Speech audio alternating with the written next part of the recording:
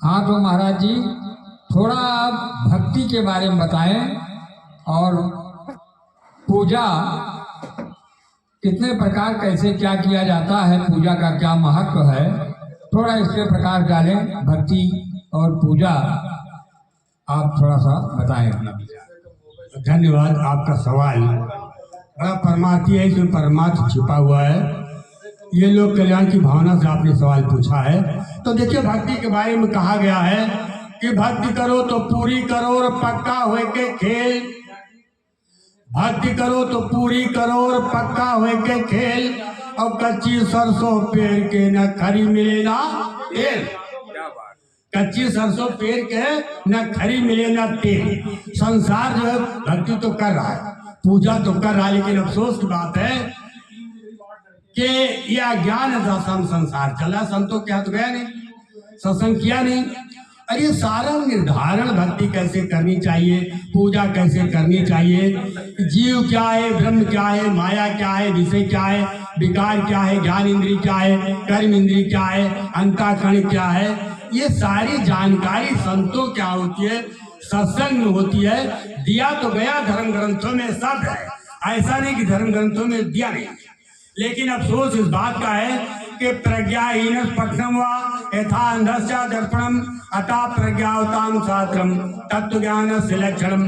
प्रज्ञाहीन व्यक्ति, विशिष्ट ज्ञान रहित व्यक्ति, या परमात्मा तत्व ज्ञान रहित व्यक्ति, या सत्संग ज्ञान रहित व्यक्ति इन धर्म ग्रंथों को वैसे नहीं समझ सकता कि जैसे किसी अंधे व्यक्ति को शीशा दे दिया जाए तो अपना मुंह नहीं देख सकता।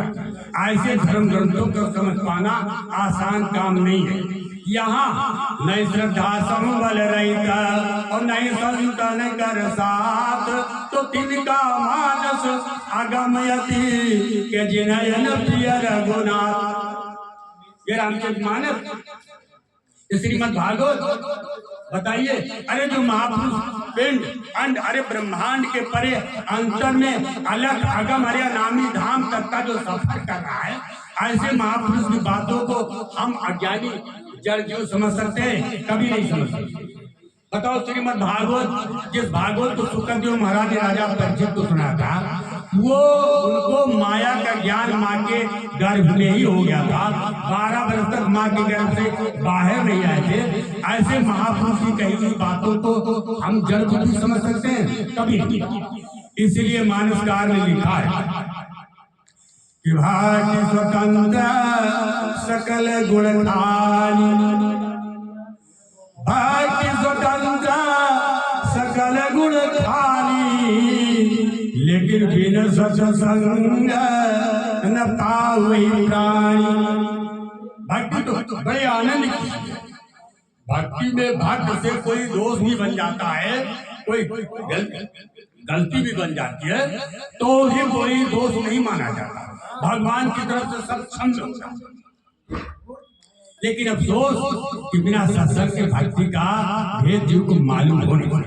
देखिए, भक्ति संसार कर रहा है, पूजा संसार कर रहा है, लेकिन इसकी पूजा जड़ पूजा। पूजा दो किस्म से होती है, एक रूहानी इबादत, एक जिस्मानी इबादत। जिस्मानी होता है शरीर, तो शरीर से पूजा की जाए तो जिस्मानी इबादत की जाएगी। और रूह मानी आत्मा, चेतन जीव, तो जो आत्मा से रूह से इबादत की जाए वो रूहानी इबादत है। तो ये जिस्मानी इबादत और ये रूहानी इबादत। तो अब ये संसार में जिस्मानी इबादत केवल कर रहा है, शरीर से ही सारा खेल कर रहा है। इसकी सारी भक्ति जो वो शरीर पर ही आधारित है। ये शरीर पे क्या करता है,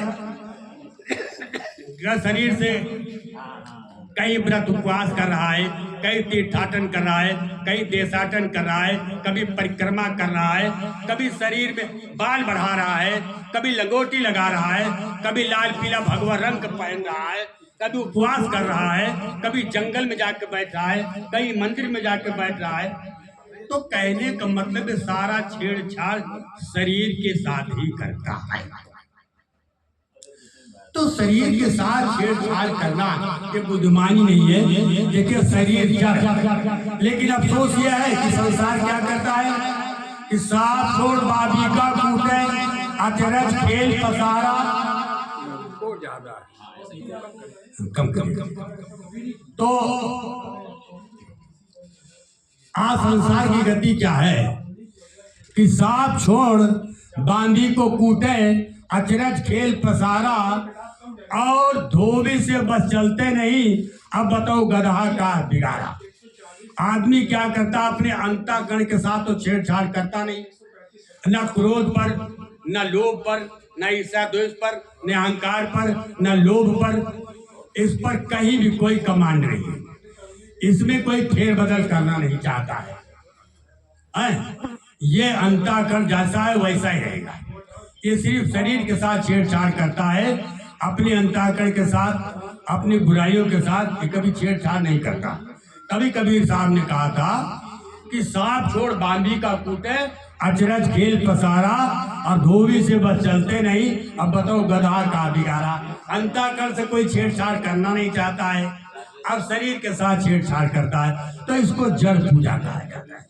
ये शरीर जड़ है, मंदिर की मूर्ति जड़ है, नदी का पानी जड़ है। अब ब्रह्म बाबा को अगरबत्ती जलाने गए, अब वो भी स्थावर खान है, जो पेड़ ये जड़ है तो जड़ है, तो चेतन जीव है, जीवधारी है। और लोग सब आजकल तो यही पूजा में सब लगे हुए हैं। यही तो अज्ञान दशा है कि लोगों की भक्ति का देखिए इनका तरीका क्या है, करते क्या है। हाय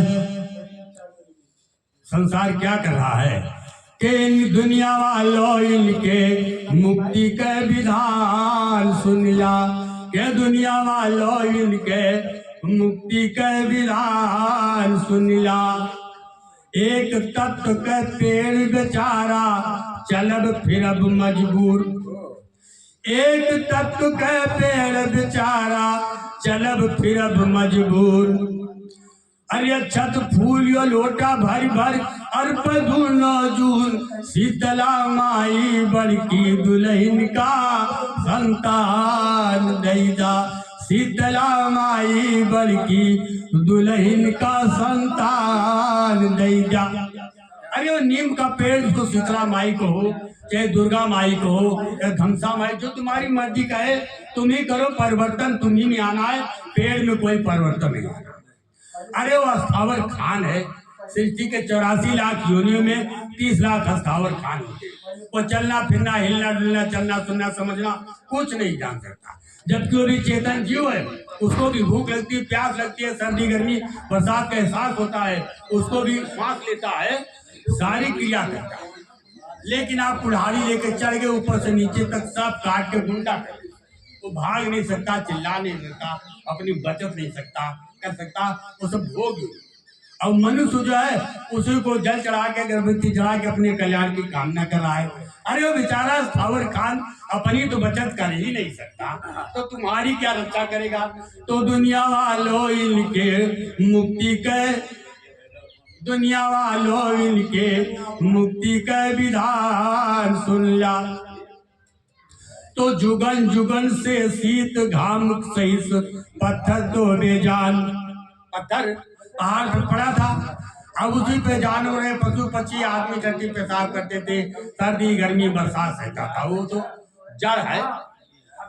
तो जुगन जुगन से शीत घाम सहित पत्थर तो बेजान। और तीनों पांचों गुण के आदमी जो है कि पांचों तत्व इसके अंदर बराबर।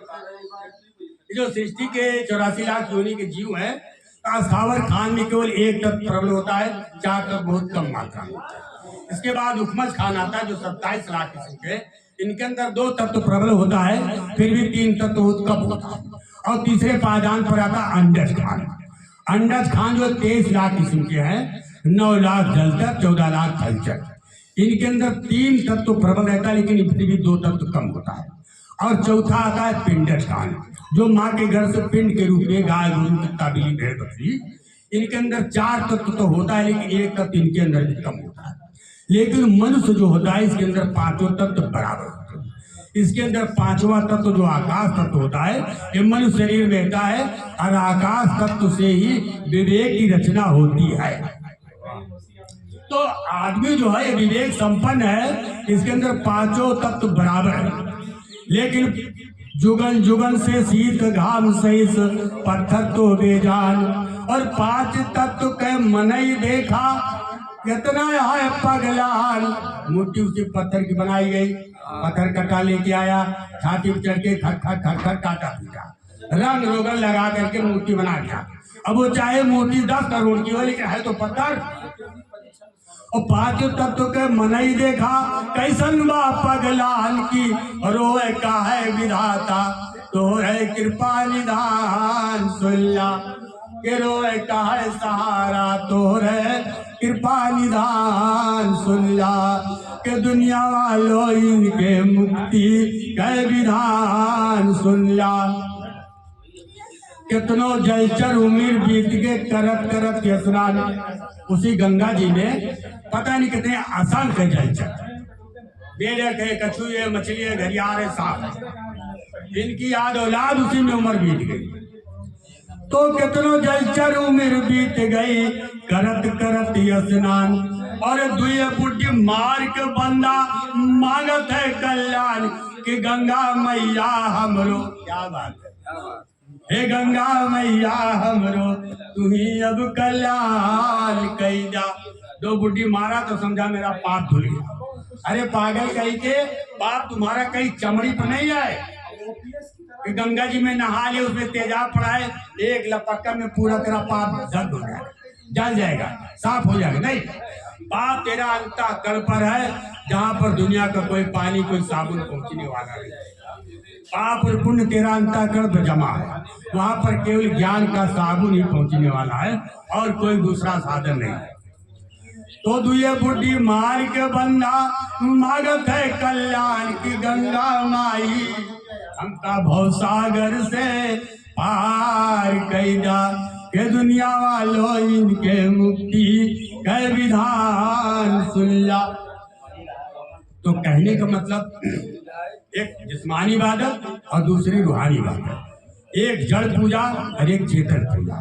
ये दुनिया जो है जड़ पूजा करे शरीर से, और ये मंदिर में गया तो मूर्ति है, पानी में गया तो पानी में जड़ है, और पीपल है, काकड़ है, ये नीम है, यानी वृक्षों की पूजा, सांपों की पूजा, यानी ये किसकी पूजा कर रहा कोई पता नहीं, कोई था नहीं किसकी पूजा किसकी पूजा। ये होता है जड़, और दूसरी होती है चेतन पूजा। चेतन पूजा में आत्मा चेतन है, परमात्मा चेतन है, और आत्मा परमात्मा के बीच जो तार जुड़ा हुआ है, जिसको नाम कहा जाता है, जिसको शब्द कहा जाता है, किसी को अजपाजाब कहा है, किसी ने सच कहा है, किसी ने कीर्तन कहा है, किसी ने वेदवाणी कहा है, किसी ने अनाहत बाड़ी कहा है, उसी पर शब्द की धार पर चढ़ने का नाम भजन, वो है चेतन। तो जो योगी जन है, जो कंधरा में समाधि लगाए बैठा है, वो चेतन पूजा करता, वो जड़ पूजा नहीं करता। वो किसी देवी देवता की वो सकाम भक्ति भी नहीं करता, वो निष्काम अपने परमात्मा से, अपने आराध्य से कोई कामना नहीं करता, वो कुछ मांगता नहीं।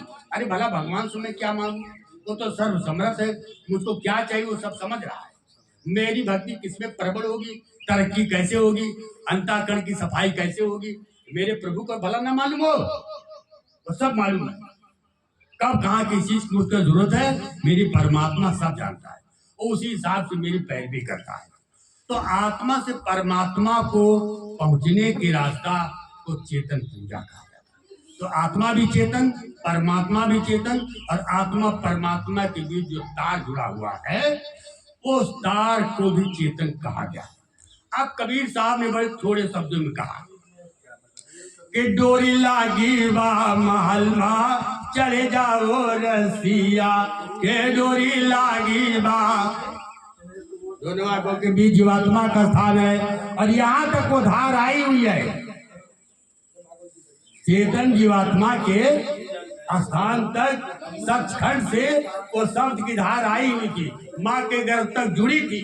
माँ के गर्भ में चेतन जीव परमात्मा से जुड़ा था। 6वें महीने में जीवात्मा प्रविष्ट होती है, 7वें महीने में जीव को, माँ के गर्भ की मैं बात बता रहा हूँ, और पीछे की वाकया लंबा चैप्टर है, उस पर मैं बात नहीं करूंगा। लेकिन जब जीव माँ के गर्भ में, ये तो 5.5 महीने लगता है शरीर की तैयारी माँ के गर्भ में, और 5.5 महीना बीतते बीतते चेतन जीव उसके अंदर आ जाता है, हलचल शुरू हो जाती है। तो जैसे माँ की कुछ दाहिनी कुछ में जीव ये चेतन जीव जो है कि जैसे बिस्टा के अंदर कीड़ा बिड़बड़ाता है, आज से चलने लगता है, कभी शांत बैठता है। गर्भ के अंदर बड़ी यातना, बड़ी तकलीफ होती है, असह्य गर्मी, असह्य पीड़ा। जीव एक झिल्ली के अंदर जकड़ा रहता है, लुंड मुंड गोल, सिर का हिस्सा नीचे होता है, पैर का हिस्सा ऊपर होता है। इस तरह से माँ के मलमूत्र की नली ये जीव के मुंह के सामने से बहती है, उसी के अंदर जीव बंधा रहता है। 7वें महीने में जीव को ज्ञान हो जाता है। अब तक जीव रातों दिन भगवान से कामना करता है, हे प्रभु इस नरक से जितनी जल्दी हो सके हमको निकाल दो, यहाँ चलने के बाद मैं सिवाय भजन के और कुछ नहीं। खैर 7वें महीने से 10वें महीने में जाके जीव माँ के घर से बाहर हो गया। जैसे माँ के घर से बाहर आता है तो गिरत भूमि बाढ़ा बर पानी, जैसे बादल से पानी गिरता है, बरसात का पानी तो डिस्टिल वाटर होता है, भाप का पानी होता है, लेकिन जैसा जमीन पर गिरता है ऐसे ढावर होता है, गंदा होता है, पीने को उनके उसमें कोई पैर नहीं धोना चाहेगा। ऐसे चेतन जीव माँ के गर्भ से जैसे बाहर आता है, माया की मिलोनी हो जाती है। आगे धीरे धीरे यहाँ की पिछली बातें, ये गर्भ की यातना, तो 84 लाख योनियों का ज्ञान, वो भविष्य का ज्ञान, तीनों कालों का ज्ञान माँ के गर्भ में इसको था। लेकिन माँ के गर्भ से जब धीरे धीरे बाहर आया तो धीरे धीरे सारी बातें भूलने लगा। अब यहाँ की परंपरा में जीव चलने लगा। जिस देश में, जिस परिवार में, जिस समाज में और जिस परिवार में जन्म लिया, उसी परंपरा के हिसाब से जीव आगे चले लगा।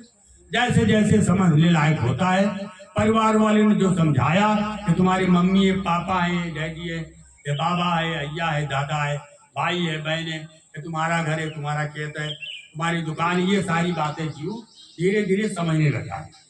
तो धीरे धीरे समझते समझते जब वो जान जाता है कि मैं हूं और ये मेरा है और वो तुम हो, तुम्हारा है, तो मैं अरु मोरा और तोरत माया, यही माया है। यही जीव के अंदर आ जाता है कि मैं हूं और ये मेरा है, वो तुम हो और तुम्हारा है। तो मैं अरु मोरा तोरत माया और यही वस कीनी जीव निकाया। इसी में जीव फंस गया और पुरानी बातों को, नरक की यातना को, भगवान से जो अनुनय विनय करता था, 84 लाख योनियों का भोग योनि का यातना, और सब भूल गया। अब यही दुनिया में भटक गया, इसी परिवार में, ये मेरा बेटा है, ये मेरी पत्नी है, मेरी माँ है, मेरा बाप है, ये मेरा भाई है, मेरा घर है, ये मेरा द्वार है, ये मैं हूँ, ये मेरा है। इसी में जीव सारी जिंदगी गोता लगाता है। एक विचारों का सागर, भाव का सागर इसने स्वयं तैयार कर लिया। यही भाव के सागर है, यही भाव सागर है। इसी भवसागर में सारी जिंदगी जीव गोता लगाता रहते, लगाते लगाते एक दिन संसार से चला जाता है। तो प्रेमियों, बहुत थोड़े में अब मैं शब्दों को विराम दूंगा। ये जड़ है, ये चेतन, ये पूजा है। तो वास्तव में जीव को चाहिए कि संत के शरण में जाए और भक्ति का मार्ग जान ले और जानकारी करके तब भक्ति करे, तो उसकी भक्ति सफलीभूत होगी। अरे अपने ऐसे मन से भक्ति सफल नहीं। बोलिए सद्गुरुदेव भगवान की जय।